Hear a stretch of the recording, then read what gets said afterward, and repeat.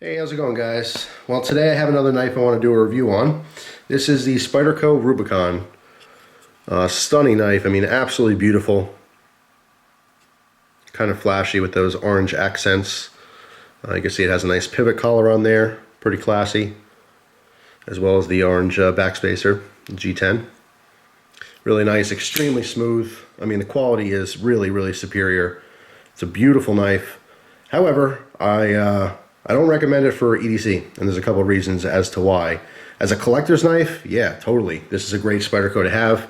Spyderco obviously comes out with tons and tons of new models, and they come and they go. And I imagine 5-10 years from now, people will be looking for these.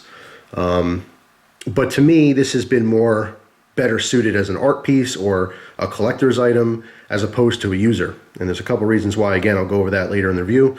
But first, let's get some specs out of the way, as well as I'll show you that it comes with this pouch. Nice gold Spyderco logo on the front. These are awesome for storage. And again, if you're buying these as a collector's item, you want to put it in your collection, keep it pristine, you're going to want something like this. So it's nice that it does come with it. These are awesome for storage. Let's talk about some specs. It's kind of a medium-sized knife. The overall length on here is 7.4 inches. Okay, we have a 3-inch blade. I think it's just like a hair over 3 inches. It's a CPM S30V. The performance is fantastic as far as the steel. Spyderco knows how to do S30V very well. The heat treat's awesome. You know, it's a slicing machine. It's a great performing knife. It's 0.14 inches thick on our blade. And it is kind of I want to say, it's a spear point blade. But I guess modified spear point, heavy swedge on the top end here. You kind of lack a point here. You have more belly towards the tip, which I think is better suited for, you know, scraping type jobs. But you still have enough belly for slicing. It does slice fairly nicely. It's just not my preference for blade style. I like spear points quite a bit, but that's when they're kind of stretched out. Like if this is kind of short and stubby and not quite as pointy as I like, you know. But it shouldn't take away from anything. It's just a different type of design, better suited for other tasks. It is hollow ground, and there is a satin finish on here. Our handle is a beautiful, beautiful carbon fiber. You can see it is polished, extremely smooth, like glass. I mean, it's contoured. It's really, really nicely done. You have titanium liners on here. All right, there are some drilling out there, okay, or skeletonizing to lighten it up a little bit. The weight on this is 4.2 ounces. It's actually an awesome weight. Doesn't feel bulky, you know. It's kind of a chunky knife. Short, a little bit fat, a little bit of a wide blade, you know. So yeah, it's a little on the chunky side, but it doesn't feel chunky. It doesn't feel unwieldy. You know what I mean? It's extremely comfortable in the hand. Nice deep finger choil on here. Okay, just the ergonomics are very, very nice. You can see that the back spacer is heavily textured.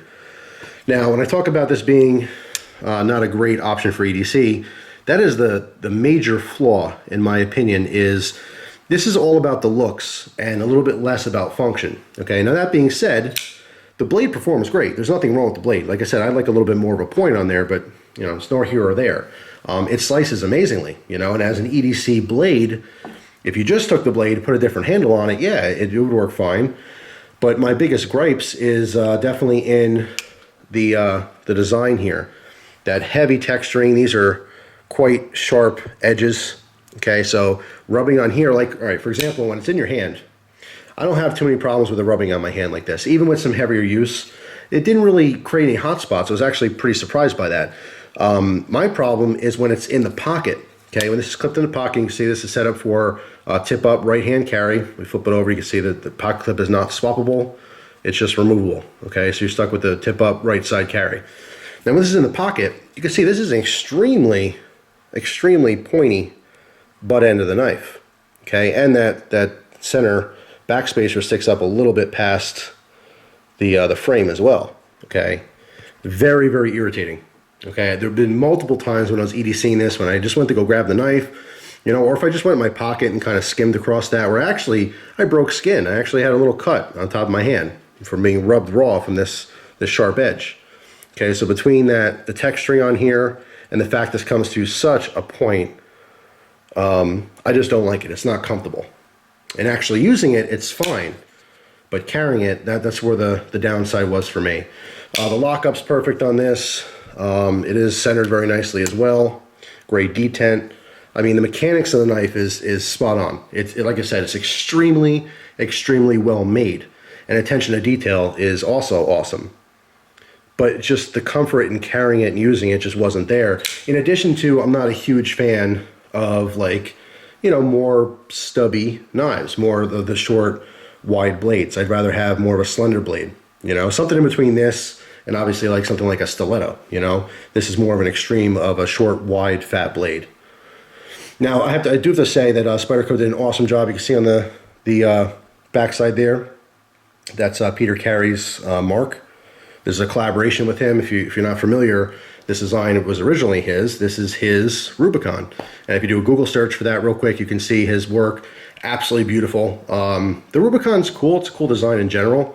But I actually do prefer a lot of his other models, you know, even more so than the Rubicon. But I do think that Spyderco did him right with this model. It is extremely close to, you know, his custom. All right, now speaking of customs, let's talk about price. These Spyderco Rubicons go for around 300 bucks. Most of the dealers are going to have them for like just over 300. Amazon seems to be the cheapest. eBay also has a couple good deals. I don't know if they're still there or not. They're slightly under 100, but I think it's like 280 something on Amazon. So that's going to be your best bet as far as buying these and getting a deal on it. But you're still talking, you know, close to 300 bucks. $300. That's a lot of money for a production knife. Now, although the quality is definitely superb on this, it's not cheap. Most times when you have a production version of a custom knife, the biggest advantage of that is for the general public who can't afford the customs to be able to try out the design, see if they like it, and of course if they fall in love with that design and using it and, you know, collecting it, whatever they happen to do with their knives, they'll go ahead and save up and get the custom. But it's kind of hard when the production version is still in the $300 price tag. Yes, it's cheaper than the custom, but that's a smaller gap than we're used to seeing, I think, as knife collectors, you know, and knife users. A lot of times you're talking about maybe a $600 or $700 custom, and the production version ends up being 50 bucks, you know? So you get to try out those designs and get exposed to all these different makers and these cool knives, but at a fraction of the cost. This, again, is leading more heavily towards that, not only in the quality of the custom, but in the price. So, you know, overall, I think that it's a very, very well-made knife. Spyderco has never let me down in the sense of their knives being top quality. You know, they come really sharp, they come really well made, they're tight, the lockups are just awesome on these. It's no exception with this. This one happens to have, you know, a little bit fancy material, having that carbon fiber so nicely done and sculpted and perfectly finished, and the little pivot collar, stuff like that.